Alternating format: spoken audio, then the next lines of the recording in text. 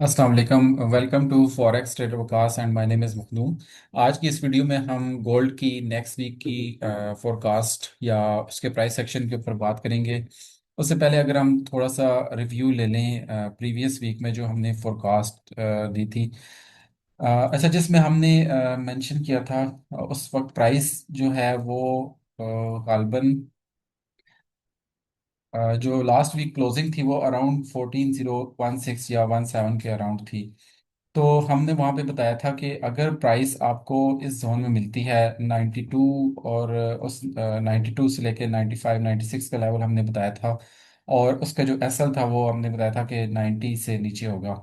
तो उसके बाद प्राइस ने काफ़ी एक छोटी सी एक छोटे टाइम फ्रेम के अंदर जो है प्राइस ने एक विक आपको शो की थी, जिसमें प्राइस जो आई थी वो 3998 के अराउंड आई थी। तो ये एक बहुत ज़बरदस्त और परफेक्ट जो है वो एंट्री प्लेस थी। और हमने यहाँ पे लास्ट टाइम एक जोन भी ड्रॉ किया था जिसमें हमने बताया था कि प्राइस का जो सेलिंग और बाइंग यानी कि अप साइड पे जाने के लिए और डाउन साइड पे जाने के लिए वो जो लेवल था वो एक की प्लेयर था। अगर हम थोड़ा सा उसका रिव्यू ले लें तो ये चीज़ थी जिसमें हमने बताया था आपको कि 3995 के अराउंड हमने ये जोन ड्रॉ किया था, और उससे नीचे हमने बताया था कि ये बायर और सेलर्स के दरमियान या गोल्ड के दरमियान जो है वो एक छोटी सी एक ये जोन है जो डिफाइन करेगा कि इसने अप साइड पे जाना है या डाउन साइड पे जाना है। तो अप साइड पे हमने बताया था कि ये यहाँ से आप बाय कर सकते हैं इस जोन के अराउंड जैसे ही प्राइस आए। और इसका जो टारगेट होगा वो जो इसका रिसेंट हाई था 405056 से ऊपर जाते हुए 4100 के अराउंड तक हमने इसकी प्रिडिक्शन दी थी। लेकिन प्राइस जो है वो इंस्टेड के वो 4100 पे ही रहती, प्राइस जो है बियॉन्ड 4100 4200 इवन 4380 के अराउंड तक प्राइस ने अपने यहाँ जो है वो एक पल्स वेव कह लें या दी। तो इसमें हम पर सबसे जो अभी इस टाइम पे डिमांड जोन अवेलेबल है जहाँ पे बायर्स की स्ट्रेंथ मौजूद है वो है 3992 से लेके 3996 का लेवल है। अगर तो मार्केट इस जोन में आती है तो आप यहाँ से एक बाय की एंट्री प्लान कर सकते हैं और एसएल इससे नीचे रख सकते हैं 3989 का। और उसके बाद आप फर्दर जैसे ही मार्केट जो है वो 60 पिप्स का आपको गेन दे तो आप अपनी जो एंट्री है वो ब्रेक इवन पे रख के आप इसको राइड कर सकते हैं अपसाइड के ऊपर। रिस्क मैनेजमेंट और मनी मैनेजमेंट को इवन रूल्स को डिसिप्लिन को आपने इसमें वायलेट कभी भी नहीं करना। तो ये थी हमारी थोड़ी सी एंट्री प्लान जिसमें जिसने भी इसको राइड किया टीएसएल के साथ तो होपफुली इसको अच्छे गेन्स हुए होंगे। अच्छा, उसके बाद हम अब देखते हैं लेटेस्ट अपडेट्स क्या हैं चार्ट के ऊपर। अगर हम देखें तो प्राइस ने जो है वो काफ़ी अच्छा मोमेंटम डिफाइन किया अपसाइड पे जाते हुए। और जो हम बता रहे थे यहाँ पे एक हमने बात की थी कि ये जो जोन था यहाँ पे हमें जोन नज़र आ रहा था वो इनसिग्निफिकेंट हो गया है क्योंकि दो तीन दफ़ा यहाँ से प्राइस ने लिक्विडिटी ली। उसके बाद प्राइस अपने रिसेंट हाई के अंदर पे आई तो वहाँ पे भी थोड़ी सी इसने रेजिस्टेंस कह लें या थोड़ा सा इसको सामना करना पड़ा। लेकिन उसके बाद नॉन स्टॉप प्राइस जो है वो अपसाइड पे जाती रही। और अभी जो इसका रिसेंट हाई है वो उसने बनाया 3380। और लास्ट फ्राइडे को हमने इसमें प्रॉफिट टेकिंग हमें नज़र आई देखने में। तो अभी फ़िलहाल अगर हम देखें तो इस टाइम पे प्राइस जो है वो 54 ऑलमोस्ट कह लें आप यहाँ पे प्राइस खड़ी है। और अगर हम थोड़ा सा एनालाइज करें प्राइस पैटर्न्स को या प्राइस सेक्शन को तो यहाँ पे हमें कुछ दिनों के लिए अच्छा पहले उससे पहले अगर हम देखें तो प्राइस का अप साइड पे जो मोमेंटम था वो काफ़ी मतलब अच्छा था, रिलेटिवली अच्छा था। लेकिन जब डाउन साइड पे प्राइस में सेलिंग आई तो यहाँ पे थोड़ा सा स्ट्रेंथ सेलर्स की जो है वो थोड़ी सी ज़्यादा है यहाँ पे इंस्टेड बायर्स के। तो अभी फिलहाल अगर हम लोअर टाइम फ्रेम पे देखें तो प्राइस ने अपना जब लोअर ब्रेक किया जो कि उसकी जो अच्छी सपोर्ट थी वो थी 4280 का लेवल था। अब प्राइस ने इसको ब्रेक कर दिया है, और डाउन साइड पे हमारे पास जो सपोर्ट इमीडिएट अवेलेबल है वो 4200 का लेवल था। ऑल दो प्राइस ने इसको भी थोड़ा सा ड्रिल किया है। और ये गोल्ड के लिए थोड़ा सा है ये ऐसी कि वो ड्रिल करता है अपने भी, जो भी इसका जोन होता है उसको, ताकि लोग जो भी यहाँ पे लिक्विडिटी मौजूद होती है उसको वो पहले हंट करते हैं, लिक्विडिटी हंट करके एसएल को करके फिर वो अपसाइड पे जाता है। तो अभी हमारे पास ये जो डिमांड जोन इसके ऊपर बना हुआ है, जो कि अगर हम अपडेटेड डिमांड जोन ड्रॉ कर लें तो आप ये कह सकते हैं कि 4186 का जो लेवल है, यहाँ तक प्राइस का जो है वो हायर टाइम फ्रेम के ऊपर इसका डिमांड जोन था। तो प्राइस ने यहाँ पे इसको काफ़ी एक अच्छा वो किया, रिस्पेक्ट दी, और अप साइड पे जो है वो उसने अच्छी मूव दिया। लेकिन अगर हम देखें अप साइड के ऊपर हमारे पास जो लेवल यहाँ पे बन रहा है, सेलिंग प्रेशर भी उसी तरह ज़्यादा है।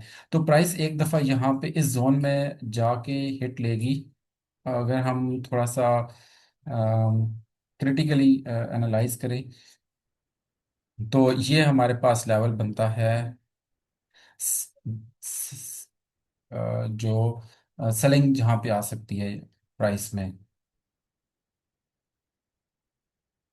तो डाउन साइड पे हमारे पास ये अच्छा डिमांड जोन है, और अप साइड पे अगर हम देखें तो 4320 से लेके 4300 तक ये हमारा एक सप्लाई जोन है। तो प्राइस बाज़ाहिर इस अगर जोन के अंदर रेंज बाउंड में है, तो हम इसमें एक स्कैल्प की अपॉर्चुनिटी अवेल कर सकते हैं कि अप साइड पे हम सेलिंग करें और डाउन साइड पे हम बाइंग करें। लेकिन अप साइड पे एक दफ़ा आप सेल कर लें तो वेल इनफ, लेकिन जब दोबारा जब प्राइस इस थोड़ा सा मैं आपको अपार्ट फ्रॉम एनालिसिस से थोड़ा सा मैं आपको गाइड कर दूं, कि जब भी हमारा जो डिमांड और सप्लाई जोन जो भी हम ड्रा करते हैं किसी भी जगह पे, तो उसमें जाहिर बात है हम किसी बेस के ऊपर इसको बताते हैं कि ये डिमांड जोन है या और ये सप्लाई जोन है। फॉर एग्जांपल मैं ये दो जोन डिफाइन करता हूँ, एक आपका डिमांड जोन है और दूसरा सप्लाई जोन है।